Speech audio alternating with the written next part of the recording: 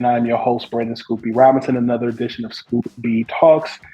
Got to bring in the fam, Ashley Baker of Fox Sports, also the host of Sports After Dark, only found on Twitter Spaces. Man, what's going on?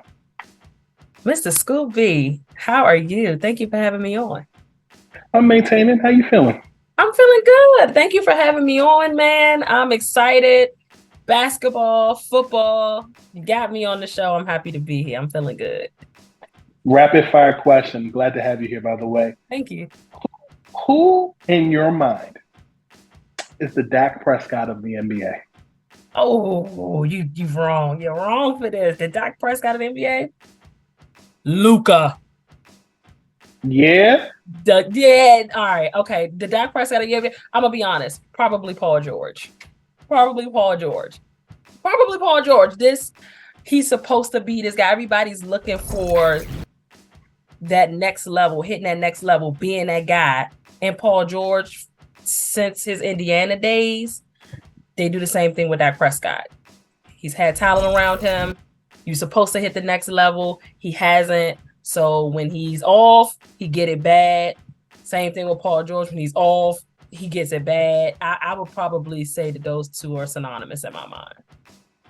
Yeah, that's not a good comparison. You don't like that? No, I like it. I like it. I like it. I like it. And there's no wrong answer. I'm cool with that. I love that. They're the same person. And I am desperately wanting both of them to go ahead and get their ring so they can shut folks up. That's what I want. That's what I want. Okay. I'm rocking with it. Who in your mind is the LeBron James of the NFL? Right now, I don't know. The LeBron James in the NFL. Can I name a whole team? Mm-hmm. The Niners. Yeah? Yeah. I hate to say it. Y'all see what's in the background. I hate to say it. You just don't know how to stop him. He's just always gonna be that dude. He can turn up at any moment. Like he's just, this LeBron just doing some incredible things at his age. And the 49ers, they are literally like, I don't see a flaw in the 49ers game at this point. As long as they stay healthy, everything goes through them as far as getting to the Super Bowl. They are easily the best team in the league. I wanted to say Patrick Mahomes, but Patrick Mahomes is like equivalent to Steph Curry to me. And so I went with the 49ers. It's the whole organization. Unstoppable. You don't look at Pat Mahomes like Magic Johnson? No. Nah. I look at Pat as the guy who changed the way that football is being played. Like that backyard style play, extending plays, coming out of the pocket, creating time, annoying and confusing defenses. That is exactly what Steph Curry does. Steph Curry can pull up from half court. He could pull up from the bleachers. You got to play defense different when you playing Steph Curry. It's not the same. We know that he completely revolutionized the way that basketball is being played. We see in centers pulling up from three, so they're equivalent in my mind, just right now to me. I mean, you think Magic Johnson? Why Magic? The way he distributes the ball. I can see that. Okay. Tosses. I can see that. But I also get Jason Kidd vibes. I can see that too. Hell of a passer. I can see that too. So you're just talking about in regards to the passing ability. Playmaking. Okay. But yes. That's only a small part of the pie. I think that Steph Curry and Patrick Mahomes are literally human NBA Jam arcade games. Just the way that they're able to do things that are abnormally proficient and efficient. Have you seen anything like this before? Because listen, I like Patrick Mahomes, but see, I feel like I've seen a little bit of. I seen Aaron Rodgers too do some incredible things. So, do you feel like I can see Aaron? I can see Favre. For sure. I can see Vic. I can see Randall Cunningham. That's what I'm saying. I was gonna say Vic too. Absolutely. Dak Prescott. Lamar Romo. Jackson. I think Lamar is in his own category. That's fair. But I understand the sentiment. No, I've seen flashes of it. I think Mahomes, to me, if I were to make a basketball comparison, would be more like LeBron for this reason. Okay. Taking age out of it, facts. When you look at LeBron James, to me, LeBron is flashes of multitudes of people. I know a lot of people always want to talk about the GOAT conversation ad nauseum, but in my mind, number one, LeBron was always like Magic anyway.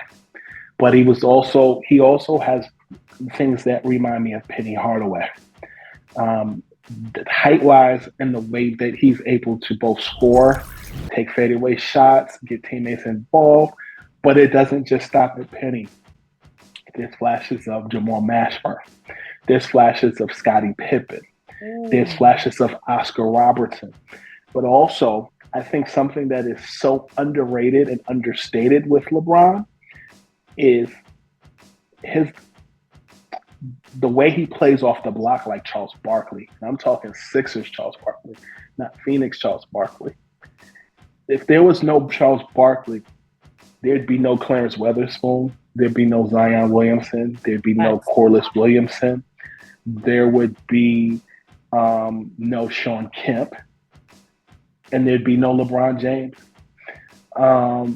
As far as 6'8" playmaking guard that can fill up a stat sheet in a way that some point guards can't even fill up a stat sheet.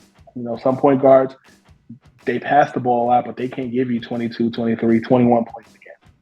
Sure. Now, comparatively, when you look at Patrick Mahomes, he throws the ball at a high clip like a Brett Favre, right? But when you look at somebody like Mahomes, like Michael Vick, their offense is predicated upon their tight ends. So like when Michael Vick was playing in Atlanta, Alge Crumpler was his saving grace. That was his Peerless name. Price was okay, don't get me wrong. But Michael Vick didn't really find stardom with a wide receiver until he got to Philadelphia, and he was playing alongside Deshaun Jackson. The same way that when LeBron James was in Cleveland the second time around, he hadn't had a teammate like Kyrie Irving ever. That's not to take anything away from Dwyane Wade in Miami. His first time in Cleveland, no, but he made do. I feel like the same way that somebody like Vic, or the same way that Mahomes needed a tight end like Alge Crumpler, or with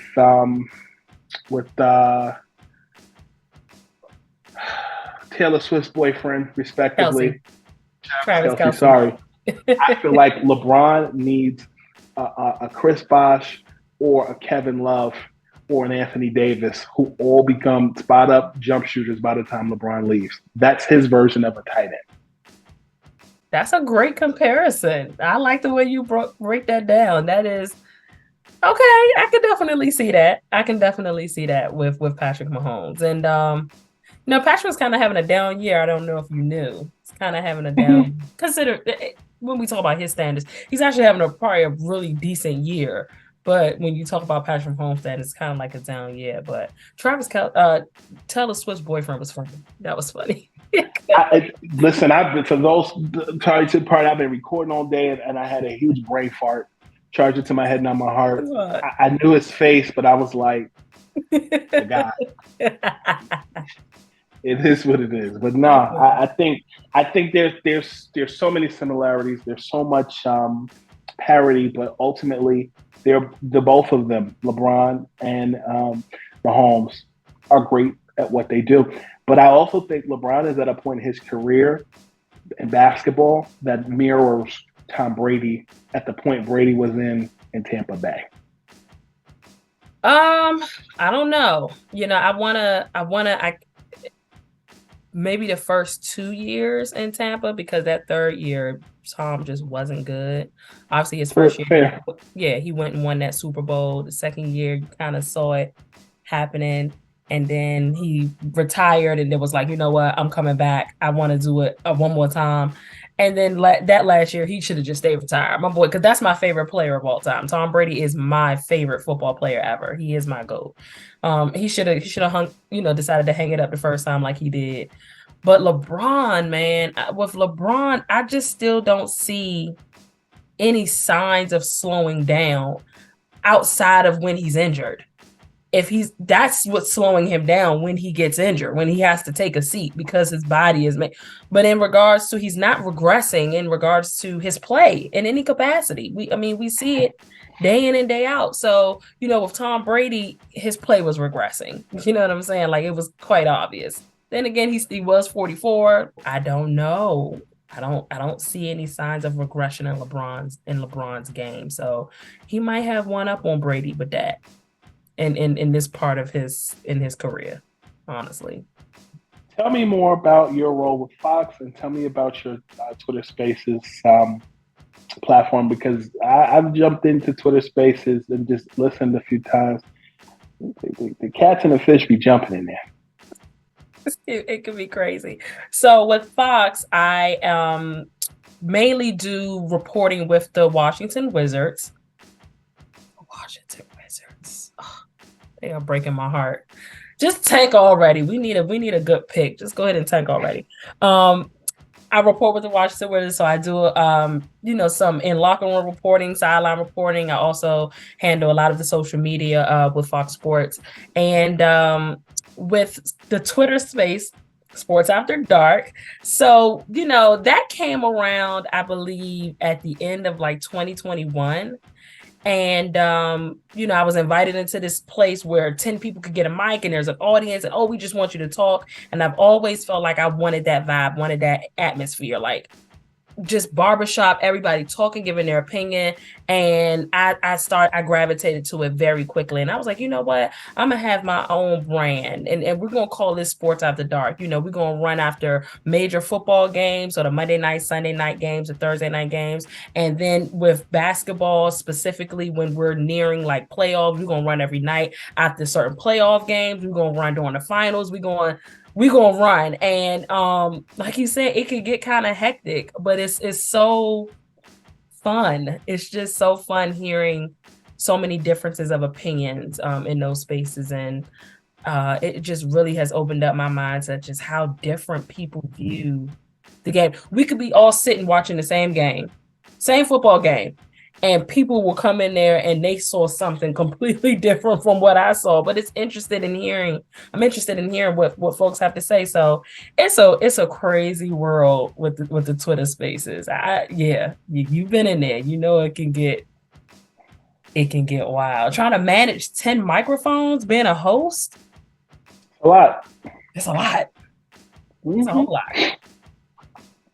Yes, ma'am. But it's good. It's a good time. I love it. I like it. Make sure you all check her out over at Fox Sports.